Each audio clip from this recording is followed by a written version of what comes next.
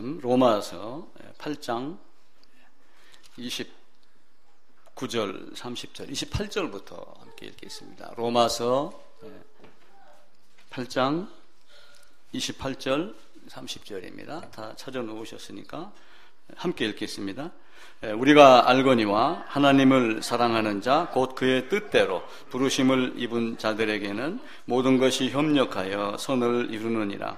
하나님이 미리 아신 자들을 또한 그의 아들을 형상 본받게 하기 위하여 미리 정하셨으니 이는 그로 많은 형제 중에서 맏아들이 되게 하려 하심이니라. 또 미리 정하신 그들을 또한 부르시고 부르신 그들을 또한 의롭다 하시고 의롭다 하신 그들을 영화롭게 하셨느니라. 아멘. 정말로 날씨가 하루 저녁 사이로 확 바뀌었습니다. 아까 제가 말씀드렸듯이 대한민국에 있는 온 에어컨을 다 동원해도 날씨를 바꿀 수가 없었는데 하나님이 콧김으로 기압을 물러가게 하고 비를 한번 내리니까 쳐가지고 침대 매트를 틀고 잤습니다. 그게 인생입니다. 하루 저녁 사이에 내가 그렇게 바뀐 것을 보고 참 인간은 오묘하구나. 그러면서 하나님의 신비가 놀랍다 이런 생각을 해보게 되어 있습니다. 리우 올림픽도 끝나고 또 여러 가지 가을로 접어들고 그렇게 합니다. 우리나라 선수 중에 리우 올림픽에서 제일 기억에 남는 선수가 누구냐 했더니 박인비 선수가 1등으로 뽑혔고 두 번째가 펜싱 선수인데 뭔가 지고 있는 상황에서 난 할 수 있어 이렇게 자꾸 짓거렸다는 그 사람이고 세 번째가 또 한 사람이 있었는데 제가 기억이 잘 안 납니다. 박인비 선수는 세계적인 선수예요. 잘합니다. 그런데 근 1년 동안 성적이 안 나와서 고민을 했어요. 세계 랭킹은 1위인데 올림픽 출전 자격은 있는데 나가서 떨어지면 욕을 먹고 그래서 고민을 많이 했던가 봐요. 근데 이제 할아버지가 국가대표는 몸이 아파도 나가야지 된다. 이제 그 말에 힘을 입어서 나갔다. 근데 나가기로 결정하고 나서는 손가락이 아파도 나는 안 아프다. 이렇게 하며 평상시에 연습했던 것보다 수십 배 더 연습을 했다. 그래서 지금까지 박인비 선수가 연습했던 걸 본 사람은 지금까지 했던 것보다 전혀 다르게 저렇게 많이 연습한 적이 없었다. 이렇게 이야기를 합니다. 그 박인비 선수가 하는 말이 이 나라를 대표하는 그 힘, 그것이 얼마만큼 나에게 큰 힘을 주었는가. 여러분이 하나님 나라를 대표하는 사람이라면 박인비 선수가 얘기했던 그 엑스트라 파워가 여러분들에게도 있어야지 됩니다. 박인비 선수에게 무슨 얘기를 했냐면은 골든 슬램인가 이렇게 했다고 그러더라고요. 세계적인 대회에서 몇 개 이기고 올림픽까지 제패해가지고 한 선수가 처음이랍니다. 박인비 선수가. 그러니까 이제 앞으로는 할 거 다 했고 이룰 거 다 이뤘으니까 골프 칠 때마다 즐기면서 해도 되지 않겠느냐 이렇게 얘기를 하니까 박인비 선수가 하는 말이 운동선수는 즐기면서 하는 것이 아니다. 운동선수는 항상 긴장감을 가지고 있어야지 된다. 그게 운동선수가 갖고 있는 숙명이다. 그렇게 이야기를 했어요. 그러니까 철로역정도 마찬가지입니다. 하나님 나라를 가는데 어떤 사람은 나는 천국 가는 티켓을 따놨으니까 이렇게 살아도 돼 라고 하지만 실제는 그런 것이 아니고 내가 하나님 나라의 백성으로서 어떤 모습으로 살기를 원하는가. 미국에 가게 되면은 법의 구속력이 강합니다. 대신 자유가 풍요롭죠. 자유가 넘칠수록 구속력, 법을 가지고 제재하는 것이 굉장합니다. 그래서 우리가 하나님 나라의 백성, 그리스도 예수 안에서 자유케 하려고 자유를 주셨다라고 하는 그 자유가 방종이 아닌 엄청난 구속력을 갖고 있는, 자칫 잘못했을 때는 다른 사람보다 더 많이 깨지고 맞고 하는 그런 힘을 갖고 있다 하는 것을 잊어버리지 않으셔야지 됩니다. 근데 생각외로 박인비 선수가 이제 애모에 많이 시달렸어요. 이제 몸매하고. 그래서 선수들이 밖에 나가서 경기를 치를 때 이제 자비로 하기가 힘들으니까 여기다 이제 회사 로고를 달고 선전을 하가며 후원을 받습니다. 근데 국내 업체에서 박인비 선수에게 후원을 하는 데가 없었어요. 근데 왜 그러느냐? 그러니까 이미지가 안 맞다. 살도 뚱뚱하고 키도 짤막하고 게임 랭킹하고는 관계가 없다. 근데 박인비보다 월등히 떨어지는 아주 몸매가 날씬한 선수하고는 4억 원을 주고 후원을 계약을 했는데 박인비는 그게 없었습니다.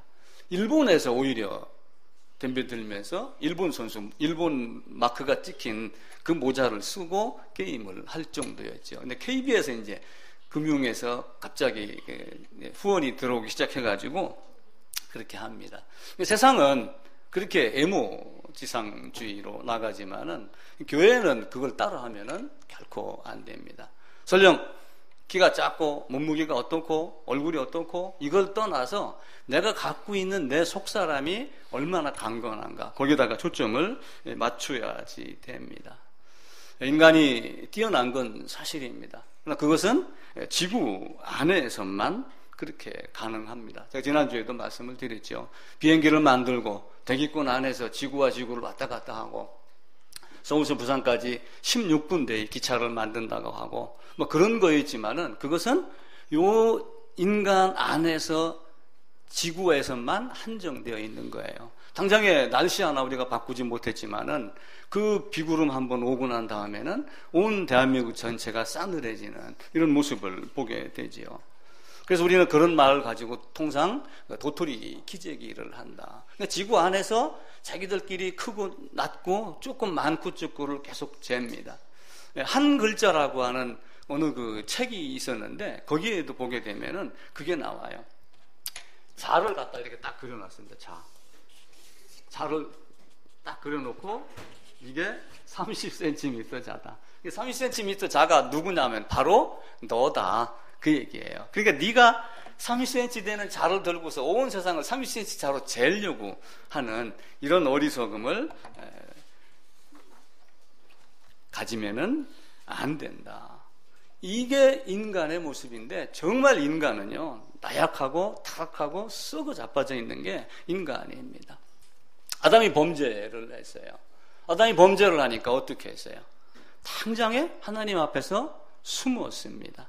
하나님 앞에 숨고 그 다음에 범죄하고 나서 바로 뭘 했냐면 자기가 숨습니다. 그리고 가릴 것을 만들어요. 아니 무화과 잎으로 옷 만들어 봐봐야 며칠 가겠어요. 이 사람들은 무화과 잎으로 옷 만드는 재주 가진 것을 아주 귀하게 여기는 자들이 굉장히 많습니다. 근데 무화과 잎으로 옷 만드는 것 자랑할 거 한 개도 없습니다. 표범이 자기 몸에 있는 반점을 스스로 바꿀 수 있다면 인간도 바뀔 수 있다. 그런데 바꿀 수 있느냐? 바꿀 수 없다. 구수인이 흑인이 자기 얼굴 몸 까만 거를 비누로 양잿물로 아무리 닦아도 희귀할 수 있느냐? 없다. 그러니까 타락하여 부패한 인간은 마찬가지로 그렇게 될 수 없다. 이걸 말씀을 합니다. 자, 아기가 태어납니다. 그러면 태어난 아기 탯줄 누가 끊어줘요? 누군가가 끊어주죠. 엄마가 스스로 끊든지 아니면은 그 다른 분이 와갖고 도와서 하든지. 그 핏덩이 누가 닦아줘요? 자기가 닦나요? 그렇지 않죠. 근데 이스라엘을 통해서 그 이야기를 한 거예요. 너희가 아브라함을 선택하여 내가 너희로 내 백성을 삼은 그것이 바로 핏덩이와 같은 존재다. 이제 막 태어나서 울고 핏덩이가 있고 아무것도 하지 못하는 존재를 내가 씻기고 옷 입히고 이렇게 키워줬는데도 불구하고 너희가 또 범죄를 하는구나. 그 이야기를 하는 거예요. 그러면서 누구에게도 의존하지 않으면 의존해야 되는 존재. 노아 홍수 이전에 어려서부터 악한 존재. 항상 악한 존재. 마음에 생각하는 모든 것이 다 악한 존재. 그러면서 말세가 언제 오느냐? 하나님을 조롱하는 존재. 예수님을 바라보며 머리를 흔들다. 머리를 이렇게 흔들다. 이렇게 한다는 얘기는 조롱한다. 그때 당시에 풍습이거든요. 그렇게 하며 하나님을 조롱했던 자들. 이게 인간의 모습입니다. 그러면서 성경은 무슨 말씀을 하냐면은 존귀하나 존귀에 처하나 깨닫지 못하는 자는 짐승과 같도다. 짐승과 같은 존재가 인간이에요. 거듭나지 못하는 자들. 물론 이 땅 안에서 아름답게 살아가는 사람도 있습니다. 효도를 잘하고 유교정신 이런 걸 통해 가지고 사람다운 나라를 만들어가는 건 사실이지만은 결국은 어떻게 돼요? 마지막 날 멸망을 하니까 그 멸망당하는 것이 짐승과 다를 바가 무엇이 있겠느냐. 자, 짐승도 섹스를 합니다. 쉽게 얘기를 하면. 근데 그거는 인간과 같이 즐기기 위한 섹스를 하는 거예요. 생존 본능에 의한, 번식에 대한 본능 때문에 하는 거예요. 번식에 의한 본능 때문에 하는 겁니다.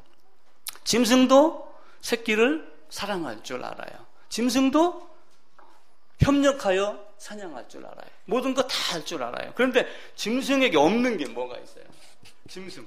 다 할 수 있는데 없는 게 뭐냐면 이성이 없어요. 이성. 인간. 요게 누구에게 있어요?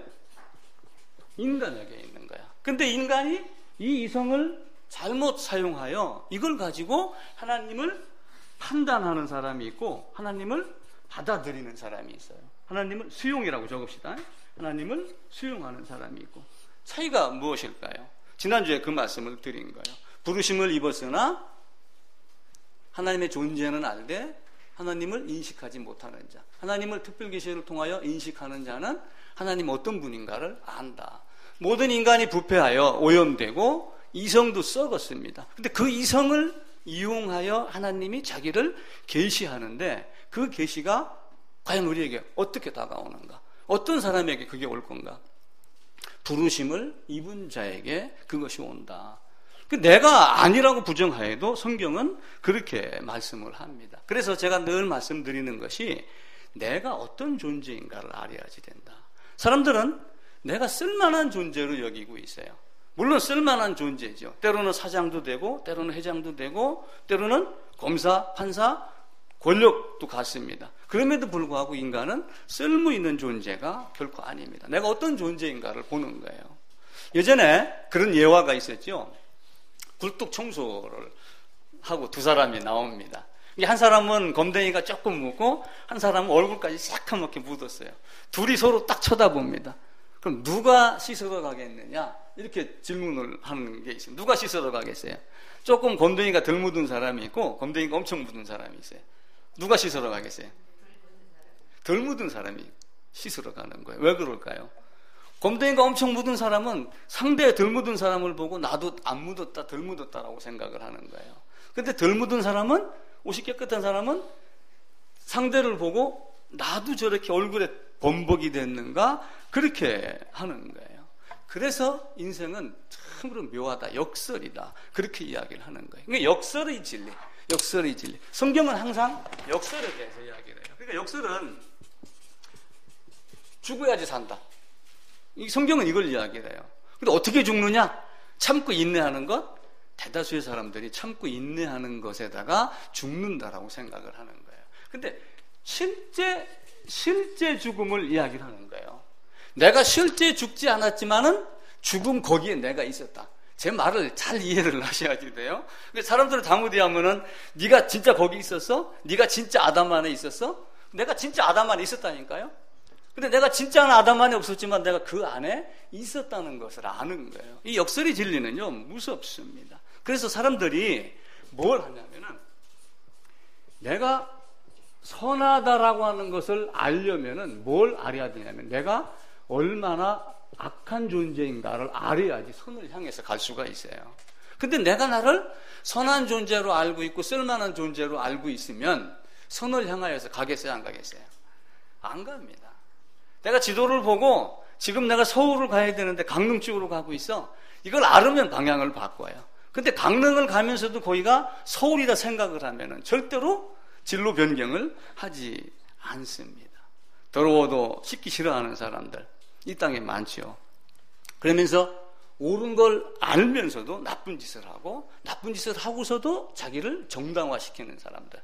그건 어쩔 수 없는 거에서 네가 해봐라. 네가 그 자리에 있어봐라. 너는 안 하겠나. 이렇게 하면 물고 늘어지고 이런 것들. 이게 모습입니다. 물론 거울을 보면은 더러움을 제거를 하려고 노력을 세수도 하고 하죠. 근데 궁극적으로는 결국 거울을 보고 뭘 해요? 화장을 하고 덮는 데다가 신경을 많이 씁니다. 그게 우리의 모습입니다. 세상은 정말 좋아요. 올림픽이 일어났던 고대 그리스에 있었던 어떤 철학자가 사람이 운동을 하며 즐기고 하는 이것들은 왜 하느냐? 라면서 한 얘기가 있어요. 신들을 즐겁게 하기 위해서다. 올림픽이 사실은 좋은 의미는 아니에요. 우리가 전쟁을 하고 싸우고 하는 이런 중에 잠시 쉬면서 뭔가 쾌락과 신전의 의식 제사라든지 이런 것들이 다른 종목으로 넘어와서 이렇게 된 거죠. 세상은 좋아지는데 점점 악으로 갑니다. 점점 세상은 악해지는데 사람의 질은 더욱더 좋아져요. 신기하죠? 왜 그럴까요? 기차는 빨라지는데 살인은 더 많이 일어나고, 편리함은 계속 늘어나는데 인생은 계속 불행하다고 하고. 아니, 그 비자금 수사하는데 어느 분이 또 목을 매서 돌아가셨더라고요. 제가 있던 포항에 그 이전에 시장했던 사람 정아무개 씨, 그 사람도 보니까 또 자살했다고. 시장을 2번인가를 하다가 국회의원 선거를 나가는데 떨어졌어요.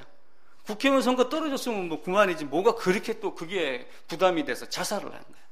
이게 인생이 행복하다 하지만 결코 그렇지 않는 거예요. 그러니까 우리 인간의 이성이 자, 아담, 범죄, 그 다음에 타락, 그죠? 오염된. 이 타락으로 인하여 인간의 이성이 제대로 사용되기 어렵습니다. 그런데 이 이성을 통하여, 타락하여 부패한 이 이성을 통하여 하나님이 여기다가 뭘 주냐면은 말씀을 주는 신비를 갖고 있는 거예요. 아주 깨끗한 다른 사람을 통하여 주는 게 아니라 썩어 자빠져 있는 그 상태인 너를 보고 그 안에서 네가 나를 알게 해라. 그러면서 계시와 지혜의 영을 누가 주냐면은 그걸 알게 하는 하나님이 주기 때문에 그걸 아는 거예요. 그래서 어떤 사람은, 어떤 철학자는 이런 이야기를 해요. 인간 이성의 가장 중요한 기능, 인간 이성이 가장 중요한 기능은 수학을 잘하고 영어를 잘하고 하는 이런 게 있는 게 아니라 이성을 넘어서 뭔가 있다라고 하는 것을 아는 것이다 라고 합니다. 아인슈타인이 유명한 과학자이잖아요. 그 사람이 과학을 하며 너무 신비로우니까, 수학의 또 천재 아닙니까? 그 나중에 한 말이 뭐냐면은 내가 하는 과학, 내가 하는 수학 저 너머에 신이 있다, 이렇게 이야기를 해요. 그 이상으로 표현하지 못할 정도로, 인간의 언어로 표현하지 못하는 그 너머에 어떤 존재가 있는 것, 신이 있다, 이렇게 이야기를 합니다. 그래서 우리 마음속에 있는 재물 많은 청년, 그게 결코 되면은 안 됩니다. 물론 재물이 돈이 아니라고 제가 말씀을 드렸죠. 나는 이런 존재야, 나는 이거 조금 할 수 있어 하는 이런 모든 것들 다 내려놓고 하나님이 어떤 존재인가, 내가 어떤 존재인가, 이걸 보는 거예요. 부부싸움을 하자. 저도 부부싸움 하고 나면은 지금은 제가 조금 줄었어요. 옛날에 뭐 100이라면 이제 한 90 정도 됩니다. 옛날에는 전부 니 탓 이렇게 했는데 지금은 이게 내 탓도 많구나. 그거 10% 줄었는데도 그래 행복하더라고요. 그래서 니 탓이 아닌 내 탓. 인간의 이성이 있지만 그 이성이 무언가를 또 보여주는 그거를 깨달아서 알고 가야지 됩니다. 그래서 재물 많은 청년이 그 재물을 버리지 않으면 결코 하나님을 볼 수가 없어요. 신약사에, 성경사에, 교회사에 등장하는 유명한 인물이 있어요. 어거스틴이라고. 어거스틴 아시죠? 그 어거스틴이 무슨 얘기를 했냐면은 주님, 내가 나를 변명하는 탐욕에서 벗어나게 해 주시옵소서. 그렇게 이야기해요. 그러니까 탐욕이 물건만 이야기를 한 것이 아니라 내가 나를 변명하고 내가 나를 옳게 여기고 하는 이것까지도 탐욕으로 보며, 주님, 내가 나를 쓸만한 인간으로 보는 이것을 벗어나게 하여 주시옵소서라고 그렇게 이야기를 한 겁니다. 그러니까 인간의 능력이 많아요, 적어요? 인간의 능력은 별로 없습니다. 아무것도, 세상 말로 하면 개뿔 아무것도 없는 게 인간이에요. 근데 요 안에서 크다 작다 도토리 키재기 32cm 작았고 나는 너보다 조금 더 커, 뭐 이런 말을 하는 거죠. 자, 무덤 속에 있는 나사로가 어떻게 했어요? 스스로 일어났어요? 나사로가 죽었다라고 하고 한 지가 며칠 지난 다음에 예수님이 가셨어요. 4일 지나서 갔어요. 그래갖고 썩은 냄새가 진동을 했습니다. 그때 간 거예요. 근데 나사로가 이 안에 지금 이렇게 누워있죠. 그죠? 그럼 나사로가 스스로 일어났어요? 이 무덤 안에 있는 자가 하나님의 음성을 들을 때가 오나니 라고 하는 요거는 사실은 뭐예요? 지구 안에 있는 사람들, 아담에게 속하여 범죄해가지고 죄인된 모든 사람들이 사실은 이 입장에 들어가 있는 거예요. 누가 하늘에 올라가겠어요? 하늘에 올라갈 자가 누가 있습니까? 한 사람도 없죠. 그죠? 어떤 사람들은 내가 승인하고 내가 맞아, 너는 하늘에 갈 사람이야, 이렇게 해서 그걸 부여하는 사람과 같은 행세를 하는 이상한 사람도 있지만, 하나님께서 허락하지 않으면은 하나님 나라에 갈 수가 없어요. 나사로는 스스로 일어나지 못했어요. 여기에서 하나님이 사람으로 오셔가지고 신성 인성으로 계신 이 하나님이 나사로야 나오너라 이렇게 불렀을 때 그게 나오게 됩니다. 자, 에스겔서 37장에 보게 되면은 어떤 게 이스라엘에 대한 이야기가 나와요. 이스라엘이 포로로 끌려가고 다 죽고 썩어 빠지고 뼈까지 다 흩어져 갖고 이리저리 흩어진 자로 등장을 합니다. 그러면 이스라엘이 스스로 뼈가 따다다다, 우리 로봇 뭐 조립하듯이, 블록 조립하듯이 따다닥 맞춰가지고 갑자기 어떤 로봇이나 차가 등장을 하겠어요? 아니에요. 그렇게 못한다고 나와 있어요. 자, 에스겔서 37장 한번 찾아봅시다, 직접. 제 성경으로 1210쪽입니다. 뼈가 골짜기에 가득 쌓여 있습니다. 이스라엘에 이제 포로로 끌려간 모습, 부패해서 범죄해서 하나님께 징계받는 모습, 나라가 지금 흩어져 있는 모습, 이런 여러 가지가 등장을 하죠. 3절입니다. 그가 내게 이르시되 인자야 이 뼈들이 능히 살 수 있겠느냐 하시기로 내가 대답하되 주 여호와여 주께서 아시나이다 이렇게 대답을 합니다. 그러면서 이제 말씀하시기를 또 내게 이르시되 너는 이 모든 뼈에게 대언하여 이르기를 너희 마른 뼈들아 여호와의 말씀을 들을지어다. 주 여호와께서 이 뼈들에게 이같이 말씀하시기를 내가 생기를 너희에게 들어가게 하리니 너희가 살아나리라. 그러면서 뼈가 따다다다 붙고 그 다음에 살이 붙고 그 다음에 힘줄이 생기고 일어나는 이런 장면을 말씀을 합니다. 그러니까 하나님이 죄인을 살리는 방법도 마찬가지로 내가 강청하고 내가 매달리고 내가 부르짖었다고 하여 되는 것이 아니라 하나님이 부르심이 없으면은 결코 될 수 없습니다. 그러면서 물론 우리에게 부르짖음을 요구를 하셔요. 그게 신비입니다. 그러니까 부르심에 합당하게, 효과적인 부르심에 합당하게 될 자에게는 부르짖게 하는 또 어떤 것을 주시는 거예요. 근데 그 부르짖음이 누구에게로 와요? 자기에게로 온 거예요? 하나님의 부르심으로 인한, 효과적인 부르심으로 인하여 내적 부르심이 일어난 거예요. 하나님이 부르시기 하여 그것이 내게 일어난 것이지 내가 부르짖었다고 생각을 하면은 성경을 잘 못 본 거예요. 그래서 지난주에 제가 어떤 말씀을 드렸냐 하면은 하나님이 부르심이 있다. 부르심이 있는데 부르심의 종류를 제가 3가지로 말씀을 드렸어요. 부르심을 이제 밖에서 부르시니까 애적 부르심 이렇게 말씀을 드린 거예요. 그러면서 부르심에 합당하여 부르심을 받고 일어난 자에게는 효과적인 부르심, 효력이 있는 부르심, 학자들은 이렇게 정리를 합니다. 그렇지만은 부르심을 듣고 변한 사람들이 있어요. 변해가지고 야 하나님이 존재해 이걸 이야기를 하며 선한 행동을 하는 사람들이 있어요.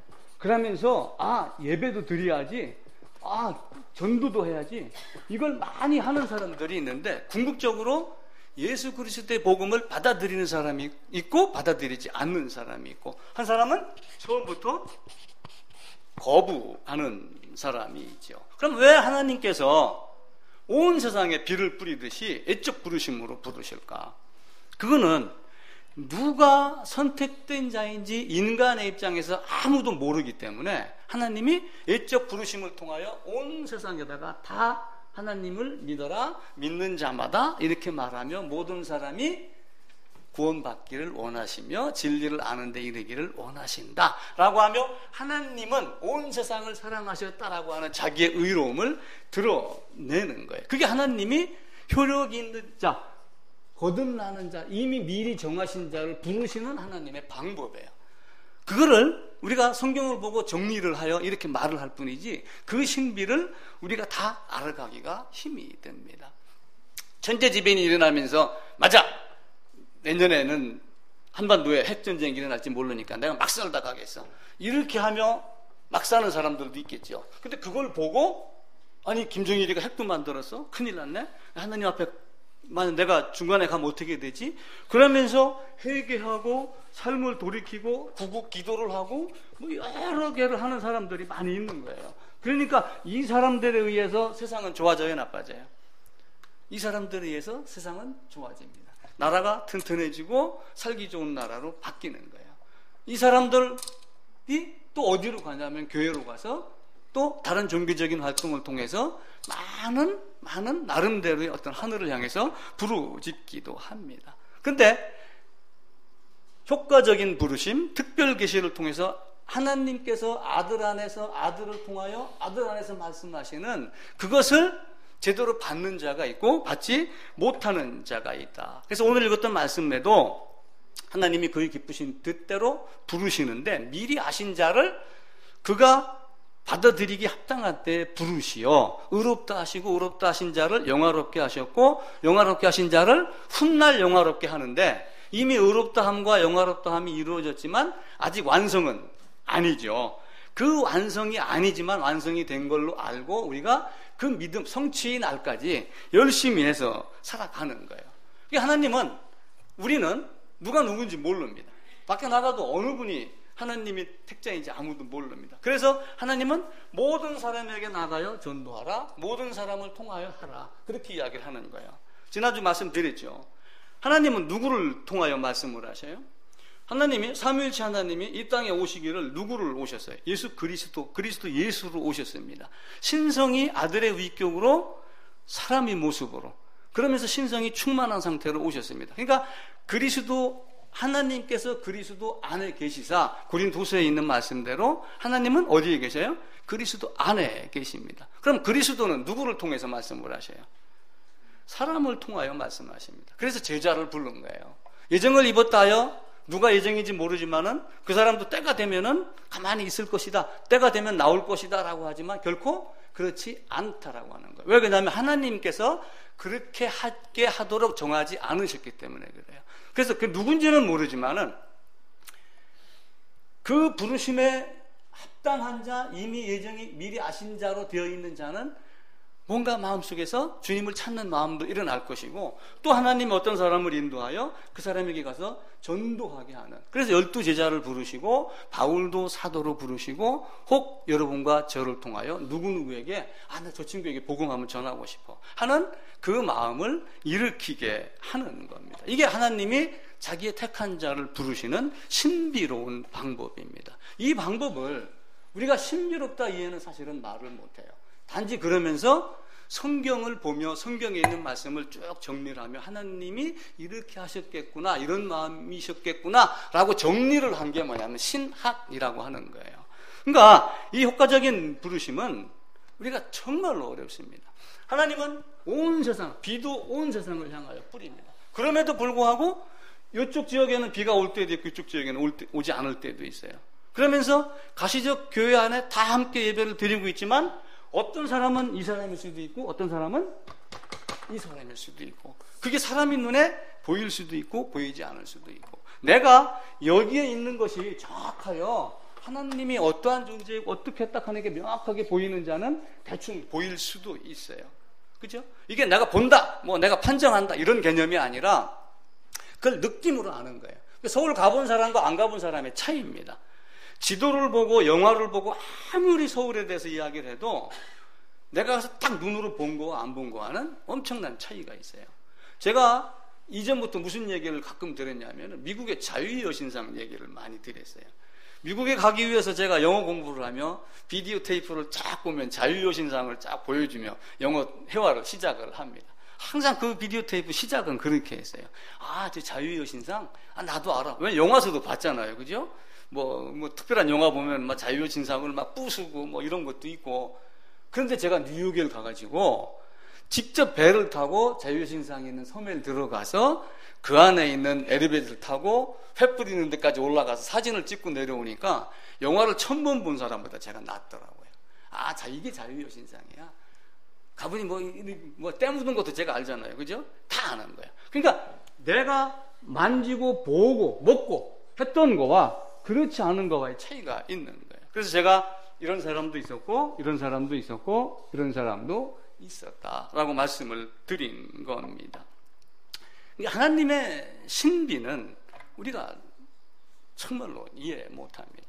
옛말에 어떤 말이 있냐면은 한 자가 어딜 가면은 짧을 때가 있고 한 자가 어디에 가면은 길을 때가 있다. 이런 말이 있어요. 사자성어로 나오는 말이 있는데 그와 마찬가지로 뭐 코에 걸면 코걸이, 귀에 걸면 귀걸이라 하는 그런 뜻이 아니라 우리가 하나님을 안다 하나 사실은 알지 못한다. 그래서 어떤 신학자는 무슨 얘기를 하냐면 내가 하나님을 100% 안다 이렇게 말할 수 있어요, 없어요? 내가 하나님을 100% 안다 그러면 네가 하나님이다. 대다수의 신학자들이 그렇게 정리를 하고 하나님에 대해서 끝나요. 열심히 설명하고 신학교에서 1년, 2년, 3년 학부 때까지 하면 7년을 공부하고 나서 마지막에 딱 하는 소리가 하나님을 모른다가 정답이다. 이렇게 정의를 내리고 마는 게 우리 인생 얼마나 설명할 수 있어요? 인생 얼마나 설명해요? 자기 인생 설명할 수 있어요? 근데 지나고 나면은 인생 별것 아니야. 다 부질없는 거야.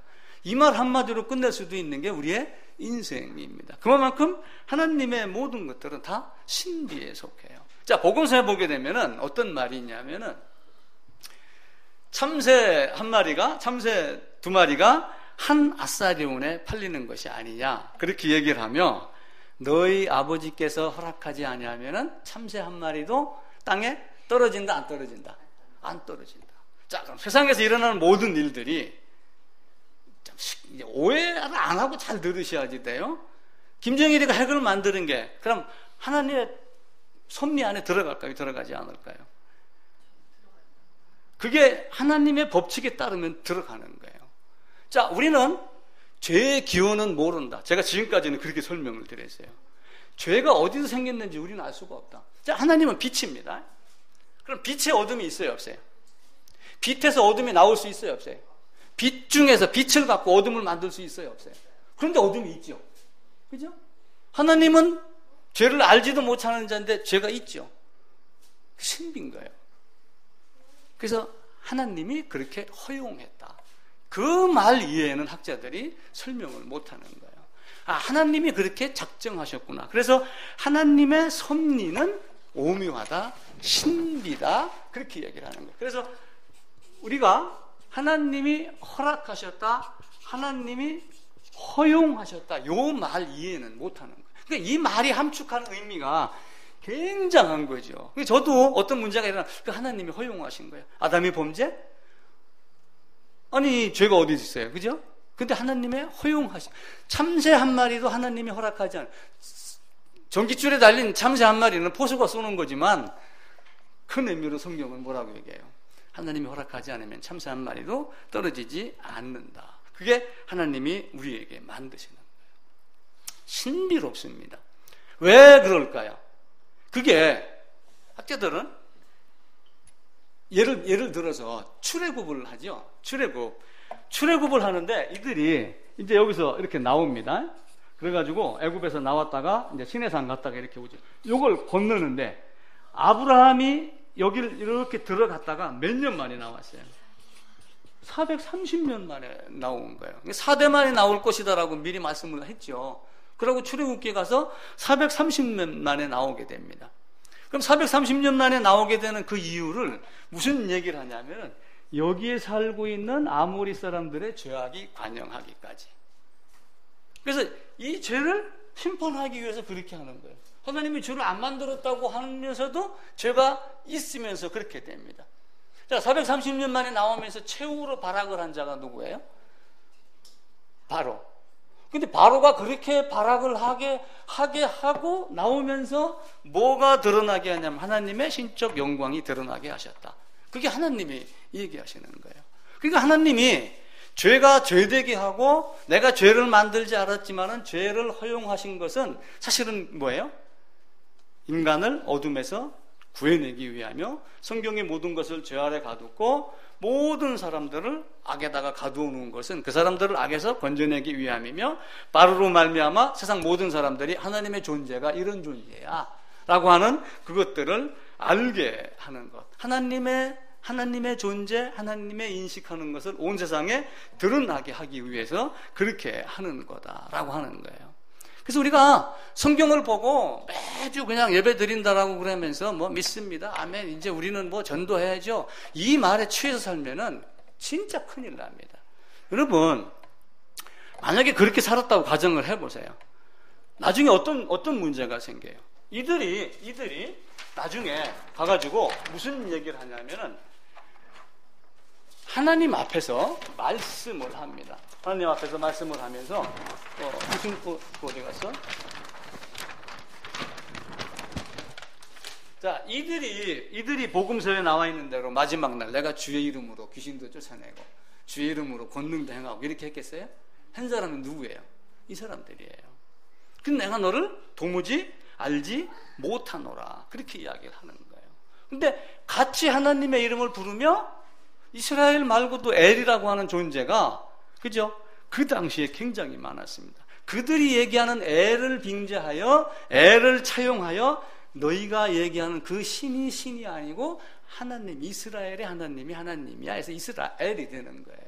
그러니까 하나님이 우리에게 더 많은 것을 보여주기를 원합니다. 여러분, JTBC 뉴스를 제가 즐겨봐요.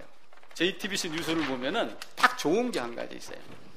MBC나 KBS를 보면은 세상 잡동사니를 다 얘기해요. 큰 사건, 사고 막 이러는 거. 근데 JTBC는 그거는 저 뒤에다 끝에다가 딱 얘기를 하고 지금부터 JTBC 뉴스는 한 걸음 더 들어갑니다, 이렇게 이야기해요. 저는 그 말이 그렇게 좋아요.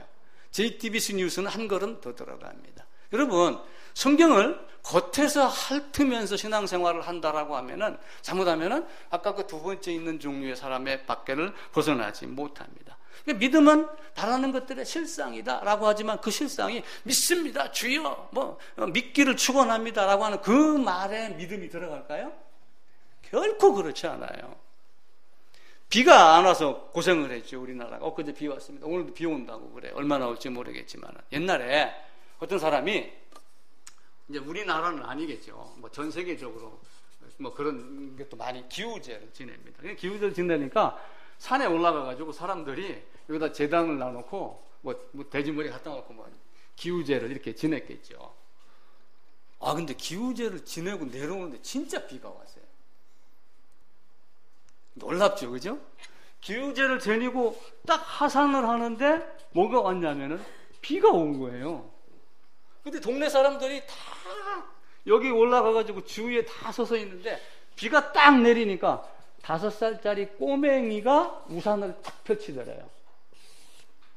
다른 사람들은 다 비를 맞고 있는 거예요. 기우제를 지냈던 제주가 이야기를 하는 거예요. 야, 너 어떻게 우산 갖고 왔어? 너 어떻게 우산 갖고 왔어? 그러니까 이 꼬맹이가 하는 말이, 아니, 기우제 지내러 가면서 우산도 안 갖고 가요? 그럼 뭐하러 여기를 갔어요? 믿음은요, 우리는 믿습니다라고 그러지만 성경의 사실을 믿는 것이지 종교적인 현상을 믿는 게 아니에요. 성경을 보고 성경이 무엇을 얘기를 하는가, 그걸 찾아서 믿는 거예요. 그래서 믿음은 바라는 것들의 실상이다, 그 얘기를 하는 거예요. 자, 우리는 지금 어느 시대에 살고 있냐면은 신약 시대에 살고 있어요. 자, 그래서 우리가 이렇게 이제 표시를 많이 하죠. 주님이 오셨다. 이제는 이게 언젠지 모르지만은 거의 말세가 다가와, 이렇게 얘기하며 지금 우리는 요 시점에 서 있는 거예요. 그러면서 이제 뭘 보는 거예요? 요걸 딱 보면서 예수님이 내 죄 다 가져갔어, 여기 이제 본단 말이에요. 맞죠?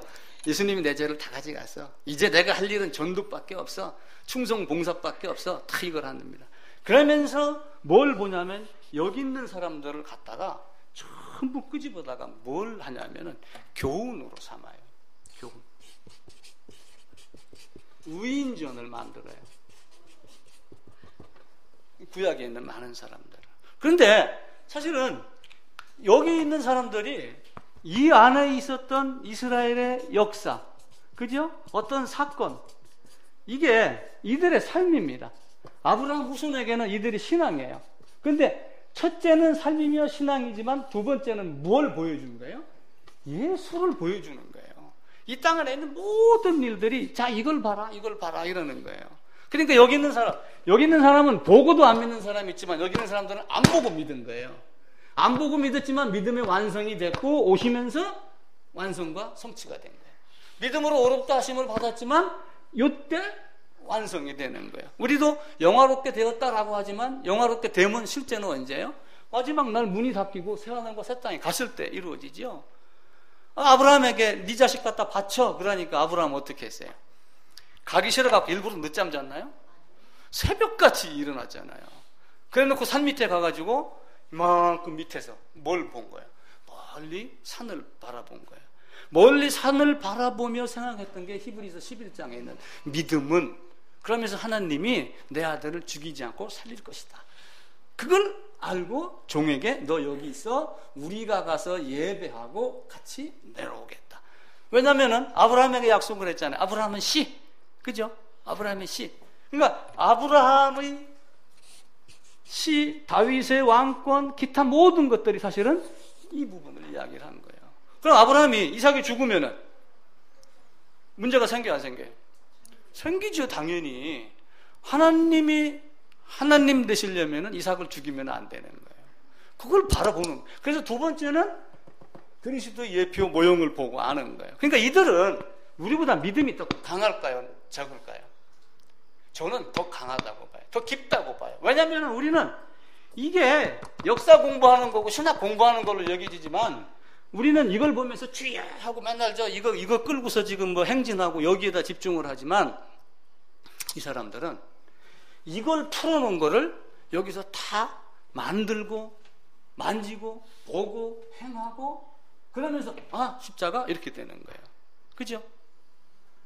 제가 지난주에 무슨 얘기를, 제가 공사 감독을 한 적이 있다고 얘기 드렸었죠. 공사 감독을 하면 땅 파고 어디에다가 구멍 뚫고 케이블 집어넣고 몇 가닥 집어넣고를 제가 다 알아요. 한 2, 3년 동안 공사를 감독을 포스코 공사를 하면 그 정도 시간이 걸리니까 다음에 딱 문제가 생기면 그 어디쯤 가봐. 겉으로는 다 이렇게 쌓여 있지만 그게 딱 보이는 거예요. 이들은 그걸 알고 있었던 거예요. 근데 신약의 성도들은 이거 보고 십자가, 주님 맞아, 주님이 내 대신 돌아가지. 주님이 내 대신 돌아갔으면 어떻게 하란 말이에요. 내가 그 안에 없으면은, 그죠? 아니 흥남부두에서 철수하는 배가 있는데 배가 왔대 해놓고 배 안 타면 뭐예요? 이들은 그래서 배를 타는 것, 예수 안으로 들어가는 것. 그 첫 번째가 죄를 깨달으면 뭘 했어요? 반드시 희생 제물을 이끌고 그 다음에는 어떻게 성전에 가서 희생 제물 머리에 안수하고. 이게 안수가 뭐 신약 성경에서 뭐 세례다 필수다 아니다 이거 갖고 따지고 자꾸 그러는데 구약을 보면은요 그게 보여요. 필수란 말을 내가 하고 안 하고를 떠나서 여러분들이 구약을 보면은 십자가라고 하는 것을 한번 쫙 펼쳐서 한번 봐보세요. 하나님은 거저 우리에게 준 게 아니에요. 노아가 배를 만들고 그리고 방주 안으로 탔었던 것, 그죠?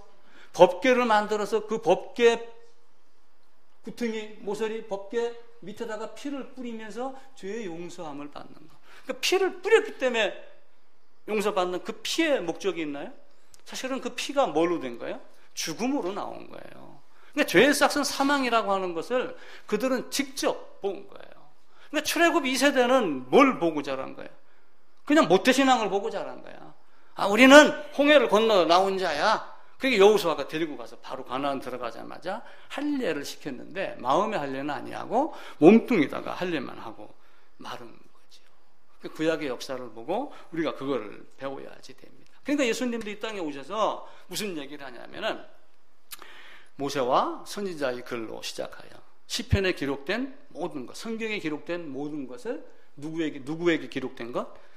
자기를 기록한 것을 가르치더라. 이렇게 된 거예요. 근데 예수님이 이때 당시 성경은 어디예요? 여기 신약성 마태복음? 아니에요. 마태복음은 성경이 이루어진 사실을 기록을 한 거지. 성경은 사실은 여기가 성경인 거예요. 그걸 가지고 예수님이 시편에 기록된 나를 봐라. 모세와 선지자가 이야기한 나를 봐라. 이렇게 하면서 누가복음 끝날 쯤에 그 이야기도 하고 그러면서 하나님이 아들을 통하여 아들 안에서 말씀하시는데 이제 이 아들이 모든 걸 이루시고 갔으니까 갔다가 다시 성령으로 왔죠. 그러면서 그 돕는 사람을 돕는 가르치는 역할로 오셔서 죄를 깨닫게 하는 역할로 오셔가지고 12제자를 세우고 12제자가 또 제자를 세우고 그렇게 하며 모든 족속으로 제자를 삼아. 그러니까 하나님은 아들을 통하여 일하시고 아들은 누군지는 모르지만 그 사람을 통하여 일을 하는 거예요. 그러니까 저도 나름대로는 소명받았다, 부름받아 나서니 몸. 그래서 이렇게 나서는 것이고 하나님은 그 사람들을 통하여 애적 부르심으로 하나님은 모든 사람이 구원을 받으며 진리를 아는 데 이르기를 원한다라고 하지만 그 말을 듣고 거부하는 자가 있고 맞아 하나님 앞에서는 죄지면 안 돼 이렇게 이야기를 하며 뭐 3000번째, 1000번째, 뭐 300번째 뭐 등등 해가며 이상한 행동을 하는 사람들도 많이 있고 나는 정말 아무것도 아닌 존재며 내가 어떤 존재인가? 내가 어떤 존재? 내가 하나님 앞에 나아갈 수 있어요? 없어요? 없는 존재라는 걸 아는 거예요. 제가 정확히는 모르겠지만 악수의 예절이 있어요. 악수의 예절. 제가 여기 있고 대통령이 여기 있다고 그럽시다. 이 앞에 뭐 박근혜 대통령, 뭐 그 앞에 김영삼 대통령 누가 왔어요. 그럼 누가 악수의 손을 내밀어야지 돼요. 대통령이 내밀어야지 돼요. 자, 회사에 가면은 부하 직원이 있고 상사가 있어요. 그럼 누가 악수를 내밀어야지 돼요? 상사가 손을 내밀어야지 돼요. 세상의 법도 그래요. 하나님이 우리를 부르지 않으면 갈 수 없어요. 그걸 우리가 세상에 간단한 예절이지만 그걸 알아야지 돼요. 그걸 가지고 또 뭐 에스더서를 가지고 자꾸 뭐 죽으면 죽으리라 하고 나갔다라고 하는 그 앞에 부르지 않으면 나갈 수 없다라고 하는 그 전제 조건이 있는 걸 먼저 기억을 하셔야지 돼요. 어떤 사람이 영국에 버킹엄인가 하니까 그 엘리자베스 여왕인가 있는 그 성이잖아요. 궁이잖아요. 이 버킹엄 궁에 가가지고 상을 받으러 가 시상식에 참석을 한 거예요. 시상식에. 그런데 이 엘리자베스의 남편 누가 나왔냐면은 필립인가 하는 필립 공이 나왔더라 라고 이야기를 하는데 이제 이 절차가 복잡하더래요. 어떻게 복잡하냐? 가니까 여러분 대통령 오면 의전이 얼마나 어려워요. 나이 많은 총리든 뭐든 대통령 들어오기 전에 다 줄 서서 기다리고 그러죠. 그게 현 세상의 모습입니다. 필립 공을 만나러 가는데 그 의전하는 사람들이 절대로 필립한테 상 받으러 간 당신 먼저 말을 걸면 안 돼. 먼저 다가가면은 안 돼. 오라고 해도 가면 안 돼. 여러 가지 조건을 내거든요. 왕족이 백성에게 가는 거지 백성이 왕에게 나가는 법이 없답니다. 그게 우리나라뿐만이 아니라 애국에도 똑같이 백성과 왕의 차이점이에요. 그러면 이거를 하나님과 인간으로 놓고 봐보세요. 그러면 이거는 영국에만 있는 법이야? 그러겠어요? 아니에요. 뭐 우리나라 뭐 조선시대 뭐 죽기를 각오하고 뭐 상소문을 띄운다고 해서 뭐 어전에 뛰어들었다. 그거는 그냥 역사 이야기죠. 실제는요, 부르지 않는데 가면은, 겁 없이 가면은 죽여요. 왕이 되면 자기 형제도 죽이고, 문제가 생겨서 내가 왕이 되면 자기 아버지도 죽이는 게 왕의 위치예요. 희한합니다. 하나님은 먼저 자기가 가지 않으면 안 돼요. 그래서 성육신 왜 한다고 그랬어요? 성육신? 인간이 갈 수 없기 때문에 하신 것이 뭐예요? 성육신이에요. 그러니까 성육신이라고 하는 요 단어, 기쁘다 구주 오셨네라고 하는 그 단어만 알아도, 그것만 이해해도 우리는 뭐예요? 우리가 하나님께 나아갈 수 없는 존재다. 그걸 아는 거예요. 근데 우리는 기쁘다 구주 오셨으니까 내가 가서 뛰어가면 만날 것으로 여겨지는 거예요. 그러니까 하나님이 부르시지 않으면 아무것도 되지 않는다라고 하는 것. 그걸 우리가 철저하게 아셔야지 되고, 그 다음에 뭐냐면 아까 얘기를 드렸던 이 안에서 이들이 했던 구약 성경에 일어났던 각종 삶과 역사와 이런 모든 것들을 갖고, 자, 야곱이 어딜 갑니다. 에서를 피해서 도망가죠. 그럼 잠을 자다가 돌베개를 베고 자다가 하나님이 찾아왔습니다. 그럼 돌베개를 베고 자는 놈이 쿨쿨 잤겠어요? 그 도망가면서 돌베개 베고 자면 얼마나 잠이 불편하겠어요. 잠을 자는 동 마는 동 무슨 버스락거리는 소리가 나면 에서가 쫓아오는 거 아니야. 막 이런 중에 하나님이 탁 나타나셔가지고 네가 어딜 가든지 내가 너와 함께 하리라. 그때 이미 뭘 가르쳤어요? 임마누엘 하나님을 가르친 거예요. 성도의 견인을 그때 가르친 거예요. 왜 야곱은 엄마 뱃속에서부터 택함을 받았다고 하는데 굳이 밖에 나와서까지 왜 에서를 끄집어내리고 장자권이라고 하는, 그죠? 실제적인 드러남을 위해서 그렇게 했을까요? 우리의 삶에 내가 미리 아신 자가 되었지만 어머니 태로 나와가지고 이 땅에 살면서 하나님의 복음에 의해서 내가 이렇게 끌려가고 부르심에 응답하는 내적 부르심이 있는 그거를 알게 하는 거예요. 그러니까 우리 인간은요, 아무것도 아닌 존재인데 거부하는 자들이 의외로 많은 거예요. 하나님 없다 이렇게 되는 거예요. 이 없다라고 하는 이 사람들, 자 봐보세요. 뭐 돈이 얼마나 많아서는지는 모르겠지만은 거부하는 사람들 많죠. 성경에도 이 사람들 이야기 나오잖아요. 야, 이리 와, 하나님께 가자. 우리 사거리길에 나가서 온 세상에 가서 막 초청해라. 그러니까 뭐라고 그래요? 아, 나는 지금 밭을 샀으며, 그죠? 나는 소 5개를 샀으며, 나는 지금 장가 들었으니 사고 팔고 먹고 마시고, 그죠? 그렇게 하다가 어느 날 호련히 멸망하겠다. 이게 이들의 모습이에요. 이게 하나님의 거부하는 자, 그 모습이에요. 거기다가 전부 인생을 집중한단 말이에요. 잭 웰치라고 하는 사람이 있어요. 잭 웰치. 혹시 들어보셨어요? 아주 유명한 사람입니다. 이 세계 경제, 리더십, 뭐 이런 면에서 아주 뛰어난 사람이에요. 잭 웰치가. 그래갖고, 리더십이나 이런 계에서 또, 다른 모든 사회 인류 이런 데서 잭 웰치의 한 말을 사람들이 많이 보고 듣고 배우고 그럽니다. 근데 이 잭 웰치가 은퇴를 했어요. 은퇴를 하니까 이게 G 제너럴 일렉트릭에서 근무했던 사람인데 은퇴하니까 비행기도 공짜로 타라, 집도 뭐야라 많은 혜택을 줬습니다. 근데 이 친구가 갑자기 뭘 했냐면은 심장마비, 심장 이렇게 하고 심장 수술을 했어요. 심장 수술. 심장 수술하고 깨어난 이 친구에게 네 인생이 어떻더냐 이렇게 물어보니까 개뿔 아무것도 아닌 인생인데 내가 너무 나밖에 모르고 어디다가 돈 일은 하나 쓰지 못하고 머리만 굴리고 살았다. 이게 이 사람이 한 이야기였어요. 우리는요, 죽음 앞에 가면은 다 그렇게 돼요. 중국에도 유명한 사람이 있죠. 알리바바, 마윈. 이 사람 또 아주 실없는 소리를 했어요. 세상에서 가장 다루기 힘든 사람, 가장 사귀기 힘든 사람들이 가난한 사람이다. 가장 같이 일하기 어려운 사람이 가난한 사람이다.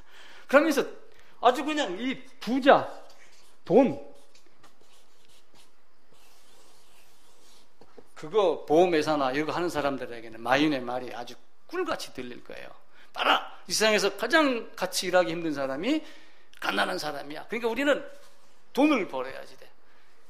그렇지만은 결국 이 인간도 나중에 어떻게 되겠어요? 아무것도 아닌 걸 알아요. 롯데 이인자가 자살했습니다. 아니 그거 들어가서 좀 구사리 먹고 한 1, 2년 살다 나오면 그만이지 왜 죽어요? 근데 그 검사실이 엄청나게 무섭대요. 긴 복도가 있는데 들어갈 때마다 문을 몇 개씩 만들어. 하나 딱 몇 발짝 걸어나면 뒤에서 문이 쾅 닫힌답니다. 또 몇 발짝 걸어가면 뒤에서 문이 꽝 닫히고 감시 카메라가 쫙 있고 그리고 신발을 신고 타닥타닥 들어가면은 그 음향 효과까지 딱 나게 하고 땅 짜랑 짜랑 울리게 문을 6개, 7개, 8개 하고 빠져나갈 수 없는 것. 대통령을 앞에 놔놓고도 개같은 발언을 하는 거예요. 그러니까 그 아무개 대통령도 아마 뛰어내리고 치사하고 부끄럽고 창피하고 거길 들어갔다 나오면 인간 이하의 취급을 받는 거예요. 그러니까 하나님 앞에 가서는 어떻게 했어요? 나는 지금 밭을 사서 못 갔어. 나는 소 5개를 사서 지금 밭 잘 관리나 시험해 보겠어. 하나님이 없다 하며 어리석은 자는 하나님을 두려워하지 않는 자, 그런 것들이 이 땅에는 많이 일어납니다. 그러면서 이쪽 부르심에 의해 갖고 하나님을 부르는 자도 아까 두 번째 해당되었던 사람들, 그러면서 주의 이름으로 내가 귀신도 쫓아내고 주의 이름으로 선지자 노릇도 했고, 그런데 하나님이 뭐라고 그래요? 내가 너를 도무지 알지 못하노라. 이 행악자들아 물러나라. 이렇게 말씀을 하셔요. 그 아들 안에서 말씀하시는 그 하나님이 이 땅 사람들에게 종교적인 것을 일으키게 하기 위하여 이 땅에다가 종교를 만드는 게 아니에요. 종교는 누가 만들었어요? 하나님이 아닌 사람이만. 하나님을 인식했기 때문에, 하나님의 존재를 어느 정도 깨닫고 심판이라 하는 걸 알기 때문에 그들이 뭘 한 거예요? 종교를 만들어서 어떻게 하면은 신에게 가까이 가고 어떻게 하면은 신을 노엽게 하지 않고 그걸 하는 거예요. 근데 그 중에서 효과적인 부름을 입은 사람, 효과적인 부르심을 입은 사람은 뭘 하는 거예요? 회개하는 거예요. 그래서 지난번에 구원의 서정, 구원의 순서, 구원의 방법 이걸 얘기 드렸을 때 소명 그랬죠. 소명이 뭐라고 그랬어요? 부르심이에요. 부르심. 근데 이걸 이제 우리가 이야기를 할 때 일반적인 부르심, 보편적 부르심. 왜 그래요? 이게 온 세상을 향해서 부르는 거기 때문에 이렇게 이야기를 하는 거예요. 이제 애적 부르심. 그러면서 밖에서 부르시는 하나님. 여기서 이렇게 부르니까 애적 부르심. 그리고 이 안에 있는 자에게 하나님이 뭘 하는 거예요? 성령 하나님을 보내서 깨닫게 하고 지혜와 계시의 영. 그래서 루디아 말씀을 드렸죠.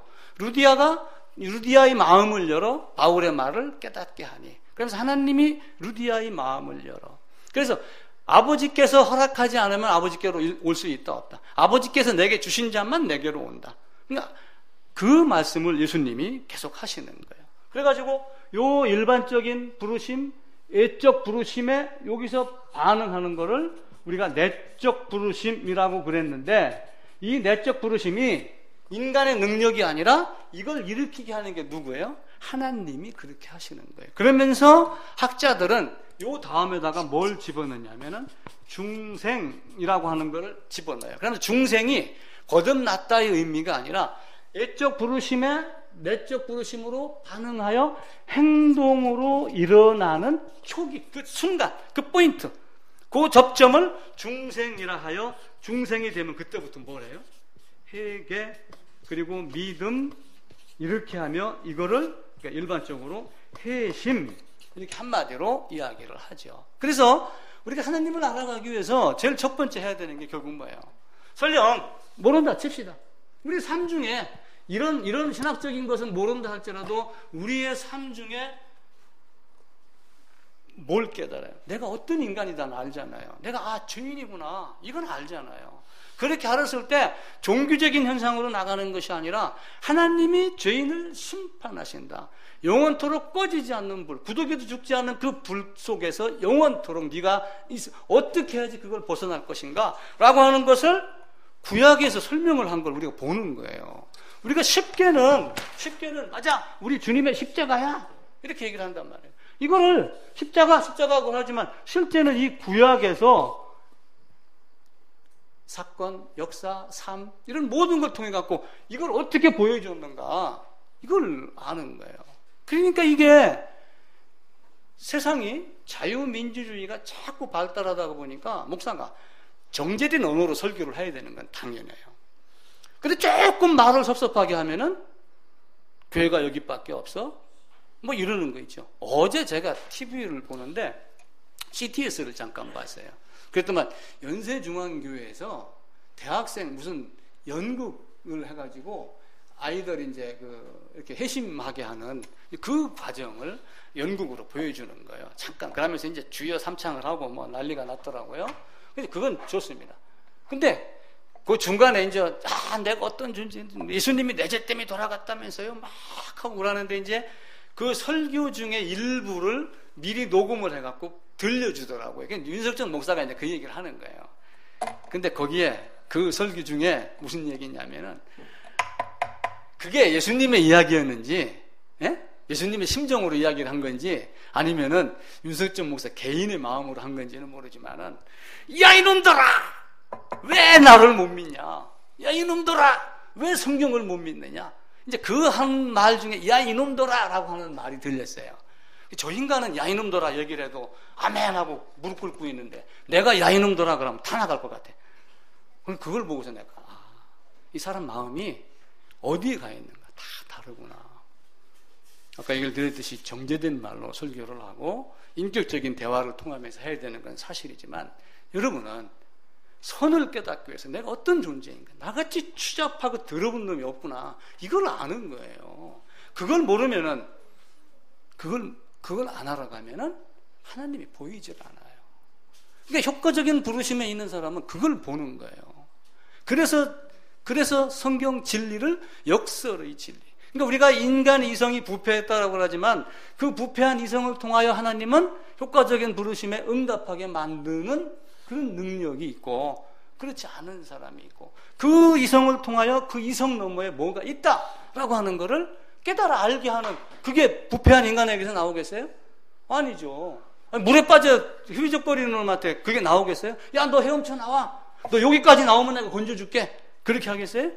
너 1,000번지 하면 내가 건져줄게. 그렇게 하겠어요? 아니에요. 쫓아 들어가는 거예요. 그 다음에는 어떻게 해요? 아, 내가 구명조끼를 입고 들어가면은 물에 빠지지 않는구나. 그걸 알고 예수의 바다에 빠져 사는 거죠. 하나님은 우리에게 많은 종류의 사람들이 있지만 이 부르심을 듣고 거부하는 사람이 있고, 이 부르심을 듣고 종교적 행사에 취하는 사람이 있고, 효력 있는 부르심으로 받아들이는 사람이 있고, 그렇습니다. 요한복음 6장을 한번 가봅시다. 요한복음 6장. 제 성경으로 155쪽입니다. 사도행전 1장을 보게 되면 예수님이 제자들이 많이 등장을 해요. 이제 마리아도 기도하는 여인으로 바뀌지요. 이 사람들은 가톨릭에 가면 특별히 그럽니다. 무슨 얘기를 하냐면은 예수님은 죄가 없는 존재이기 때문에 마리아가 죄가 있으면 죄 있는 존재로 나온다. 그래서 마리아는 죄 없는 존재가 돼야지 된다 라고 하며 사람이 마리아에게 죄가 없는 존재로 그 특권을 부여하는, 그러면서 마리아도 살면서도 죄를 안 졌고 마리아는 죽으면서 승천했다라고 하는 세 가지 특권을 부여를 합니다. 그건 누가 부여를 하는 거예요? 저그들이 정해서 하는 거예요. 왜 그래요?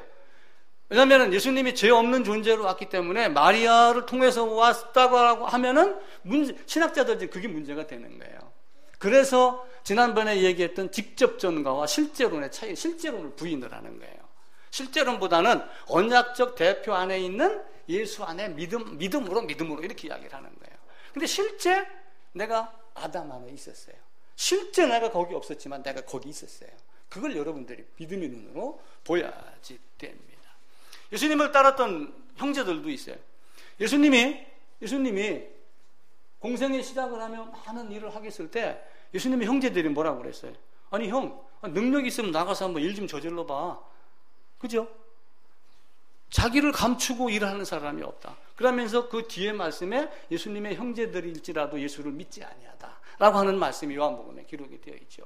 근데 그들이 예수를 믿은 건 언제예요? 이 이후에 그걸 아는 거예요. 베드로도 고기 잡다가 능력을 보고 주님을 따랐어요. 주여, 당신이 그리스도입니다 라고 했지만 그 믿음이 완성되기까지는 언제예요? 이때가 되는 거예요. 우리의 인생도 마찬가지예요. 살면서 많은 곡절을 겪습니다. 저도 30살쯤 됐을 때 성경을 들고 갔지만은 바로 주님 영접합니다, 세례 이렇게 했다고 해요. 주님이 내 안에 들어온 건 아니에요. 많은 과정을 거치며 언제 주님이 내게 오셨는지는 모르지만은 바로 그때가 자기에게 다 있는 거죠. 자, 요한복음 6장에 보게 되면요, 60절입니다. 제자 중 여럿이 듣고 말하되 이 말씀은 어렵도다 누가 들을 수 있느냐 이렇게 말씀을 하셔요. 근데 예수님을 따르던 제자들이 12명뿐만이 아니라 더 많은 사람들이 있었어요. 그러니까 여기에 있었던 요 사람들이 다 뭐예요? 쉽게 얘기하면은 예수님을 따르는 제자의 입장에 있었던 거예요. 그러다가 예수님이 내가 생명의 떡이니 나를 먹어라. 이 말씀은 어렵다. 이렇게 되는 거예요. 그러면서 그 뒤에 보게 되면 어떻게 돼요? 62절. 그러면 너희는 인자가 이전에 있던 곳으로 올라가는 것을 본다면 어떻게 하겠느냐? 살리는 것은 영이니 육은 무익하다. 내가 너에게 이런 말이 영이요 생명이라. 그러나 너희 중에 믿지 아니하는 자들이 있다. 64절 뒷부분에 보게 되면은 이는 예수께서 믿지 않은 자들이 누구며 자기를 팔 자가 누구인지 처음부터 아십니다. 그러면서 65절입니다. 같이 읽읍시다. 또 이르시되 그러므로 전에 너희에게 말하기를 내 아버지께서 오게 하여 주지 아니하시면 누구든지 내게 올 수 없다 하였노라 하시니라. 66절도요. 그때부터 그의 제자 중에서 많은 사람이 떠나가고 다시 그와 함께 다니지 아니하더라. 그러니까 함께 제자로서 주의 이름으로 내가 귀신도 쫓아내고 주의 이름으로 말씀 길에서 가르쳤지 않았습니까? 라고 했지만 결국은 어느 시점에 되니까 떠나가고 남는 사람은 별로 없더라 라고 하는 거예요. 주님을 따르는 이 효과적인 부르심을 입은 자들이 세상에 넘쳐나는 것 같지만 결코 그렇지 않아요. 그래서 성경을 여러분들이 보고 하나님이 어떻게 말씀하셨는가, 온 세상에다가 애적으로 일반적인 그리고 보편적인 이런 부르심을 불렀지만 모든 사람이 구원을 받으며 라고 다 이야기를 하셨지만 그 안에 효력 있는 부르심을 입은 자가 누구인가? 그래서 로마서 오늘 본문에서는 뭐라고 그랬어요? 미리 아신 자, 미리 정하신 자, 그들을 하나님이 의롭다 하시고 의롭다 하신 자를 영화롭게 하셨고 훗날 영화롭게 하실 것이다 라고 하며, 그 아까 야곱의 이야기를 했듯이 네가 어딜 가든지, 요셉에도 그 얘기를 했죠. 네가 어딜 가든지 내가 너와 함께 할 거다. 그러니까 간수들도 요셉과 함께하는 하나님을 보고 요셉을 손을 못 대는 거예요. 그게 임마누엘 하나님이에요. 마태복음 1장 21절에만 임마누엘이 등장하는 게 아니라 그 이전부터 임마누엘이 등장을 하는 거예요. 그러니까 우리는 이 구약을 통해서 이거를 쉽게 얘기하면은 분해해서 보는 거예요. 그 요한은 그걸 보고 내가 손으로 만지고 보고 이렇게 됐다. 그 요한 1장에 그 말씀이 나오는 겁니다. 하나님이 우리에게 했던 이런 모든 말씀. 로마서 8장 28절 우리가 읽었던데 보게 되면요, 우리가 알거니와 하나님을 사랑하는 자 곧 그의 뜻대로 부르심을 입은 자들에게는 모든 것이 합력하여 선을 이루느니라. 그래서 그의 기쁘신 뜻대로, 에베소서에도 그의 기쁘신 뜻대로, 빌립보서 2장에도 그의 뜻대로, 그의 기쁘신 뜻대로 뭘로 불렀냐면은 고린도전서 1장 가봅시다. 고린도전서 1장 1, 2절입니다. 하나님의 뜻을 따라 그리스도 예수의 사도로 부르심을 받은 바울과 형제 소스데네는 고린도에 있는 하나님의 교회 곧 그리스도 예수 안에서 거룩하여지고 성도라 부르심을 받은 자. 그러니까 여기에 뭐가 등장을 하냐면은 사도로 부르심을 입은 자. 사도로 부르심을 입은 자가 누구예요? 바울을 뭘로 불렀어요? 여기 있는 자로 부르는 게 아니라 바울을 이걸로 부른 거예요. 그죠? 자, 그러면서 고린도서 1장 2절에 보게 되면은 성도라 부르심을 입었다 이렇게 되어 있어요. 근데 그 성도라가 사실은 성도로 이렇게 보셔야지 돼요. 지금 우리가 쓰는 개역 개정만 성도라 이렇게 되어 있지, 바른 성경, 새번역, 킹제임스 전부 모르네. 성도로 부르심을 입은 자. 그러니까 부르심을 입은 자는 효력 있는 부르심을 입은 건데, 그 신비는 내가 어떻게 그 지혜와 계시의 영을 주신 하나님의 말씀을 내가 깨달았는지 그걸 우리가 잘 이해하지 못하는 거예요. 하나님이 그렇게 정하셨다. 베드로전서 한번 가보겠습니다. 베드로전서 2장 8절입니다.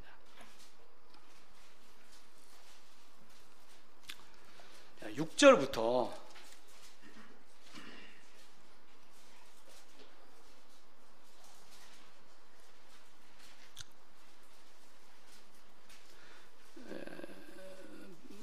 6절부터 8절까지 한번 읽읍시다. 베드로전서 함께 읽읍시다. 성경에 기록되었으되 보라, 내가 택한 보배로운 모퉁이 돌을 시온에 두노니 그를 믿는 자는 부끄러움을 당하지 아니하리라 하였으니, 그러므로 믿는 너희에게는 보배이나 믿지 아니하는 자에게는 건축자들이 버린 그 돌이 모퉁이의 머릿돌이 되고 또한 부딪히는 돌과 걸려 넘어지게 하는 바위가 되었도다 하였느니라.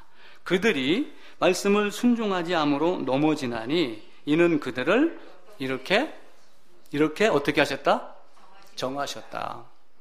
그러니까 내가 믿었다라고 하여 내가 믿은 걸로 여기지만은 믿는 자든 믿지 아니하는 자든 하나님이 그렇게 정하신 것이라. 이게 성경이 말씀하시는 거예요.